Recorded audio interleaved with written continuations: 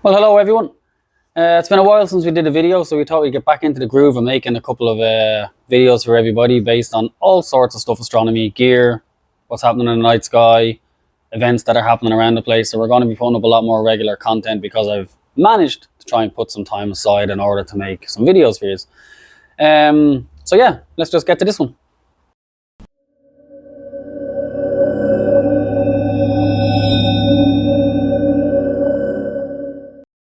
So we're already here. We have our cup of coffee going, Skellig Star Party 2022 one. And that'll keep me going for the duration of this. So it's been a while since we were on. Obviously, the most recent super antics that went on was the brilliant Aurora display. Myself and Vicky were stuck at Stansted Airport that night and managed to find a small little hilltop close by to the hotel we were at and still managed to see it there on the outskirts of London. It was pretty mega. We hope you all got to see that as well. But one thing that we want to do is, obviously on a daily basis, we get a ton of emails, calls, people coming into the shop, all asking for advice on various things, either buying telescopes, buying equipment, buying accessories for telescopes, stuff like that. So we thought we'd share a little bit of this thought process on the way we go about it with the customers when they come in.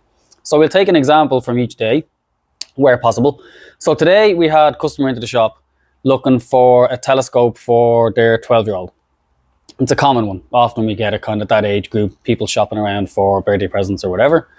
The criteria was it had to be sub €300, had to be super easy to use, and had to kind of help them to get involved in the hobby, rather than just get a telescope, maybe struggle with it and park it up there after a couple of weeks or months or whatever, which is obviously what we don't want. So the telescope that we landed on was a StarSense Explorer LT80AZ from Celestron. It's an 80mm refractor, super easy to use. But what these do is the StarSense Explorer range, they use an app to tell you where to point the telescope, which is super, because one of the biggest bugbears when people buy a telescope in the beginning is how to find stuff. It's easy to find the moon, it's easy to find Jupiter, Saturn, Mars, all the bright stars, stuff like that. That's all really easy to do. But when you move beyond that and you're looking for stars, star clusters, galaxies, nebulas, the likes of that sort of stuff, it can become a bit of a struggle, and that's when you find the telescope starts to get parked and not used. Now, we've always dealt with it over time. You just get out a star map, you get out a book, you get going, you get looking for stuff. It's quite easy when you get into it, and you do get better at it. A lot of people still do that to challenge themselves. But Celestron came up with this ingenious system that uses an app.